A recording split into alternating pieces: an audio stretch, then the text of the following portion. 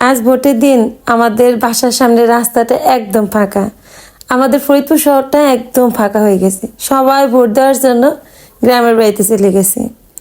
সবাইকে কিন্তু ভোট দেওয়ার জন্য ছুটি দেওয়া হয়েছে, কিন্তু আমার ছুটি কবে হবে? ভোটের দিনে তো আমার ছুটি নেই। আমার তো সেই সকালবেলা ঘুম থেকে উঠে চলে আসতে হলো রান্নাঘরে আমার ডিউটি পালন করতে। আমিও তো ভোট দিতে যাব, আমার তো কোনো ছুটি নেই। আমার সকালের ডিউটি, দুপুরের ডিউটি সব শেষ করে তারপরে ভোট দিতে যাইতে হবে। যাব ভোট দিতে। সকাল থেকে তাড়াহুড়া ছিল অনেক। সকালে রান্নাটা শেষ করলাম, রুটি করলাম, ভাজি করলাম। তারপরে আসলাম একটু বাবার বাড়িতে মা বাবাকে দেখতে। দুইজনে কি করতেছে ভাবলাম একটু দেখে আসি। বাবার এখন সারাটা দিন সময় কাটে এই আম গাছটার দিকে তাকিয়ে। গাছ ভর্তি মুকুল আসছে। আর এইদিকে দেখি এই যে এরা কি সুন্দর রান্নাবাটি খেলতেছে। এদের দেখে ছোটবেলার কথা মনে পড়ে গেল।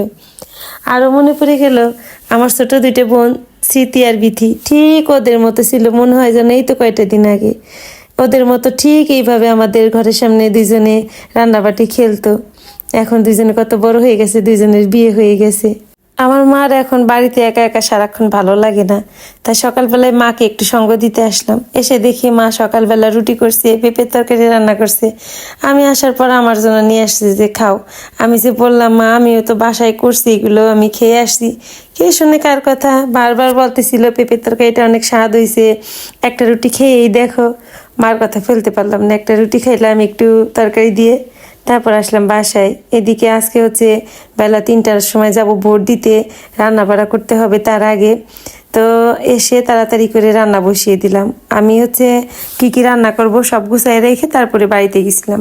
মা বাবার জন্য মনটা ছটফট করতেছিল, যতই পাশাপাশি বাসা হোক তারপরেও দুজন একা থাকে, কি দিয়ে কি করে। ঘুম থেকে উঠেই মন চায় আগে তাদের একটু দেখে আসি। তো আজকে সকালবেলা আগে তাদেরকে দেখতে গেলাম। ওইখান থেকে এসে তাড়াতাড়ি করে দুপুরে রান্না বাড়া শেষ করলাম। রান্না শেষ করতে পারি নাই, এর মধ্যে দেখি ছেলেদের বাবা চলে আসছে। কোনো রকমের রান্নাটা নামিয়ে 3 বাপ বেটাকে খেতে দিলাম। ওদেরকে খেতে দিয়ে নিজে কোনো রকমে স্নান পূজা শেষ করে তারপরে রেডি হয়ে বের হইলাম তার সাথে ভোট দিতে যাওয়ার জন্য। ওই যে দেখেন বেচারা, ঘুরতে তো আমাকে একটু সাথে করে নিয়ে যাই না, যাচ্ছি তার সাথে একটু ভোট দিতে, তাও আমাকে রেখে আগে আগে যায়। আগে আগে রেখে চলে যেতে পারে নাই, উঠছি তার সঙ্গে রিক্সায়। তারপরে দুইজনে মিলে আসলাম ভোট দিতে। আজকে রাস্তাঘাটে একদমই ফাঁকা ছিল, শুক্রবারেও কিন্তু এমন ফাঁকা থাকে না। তো চলে আসলাম হচ্ছে প্রথমে সারদায়।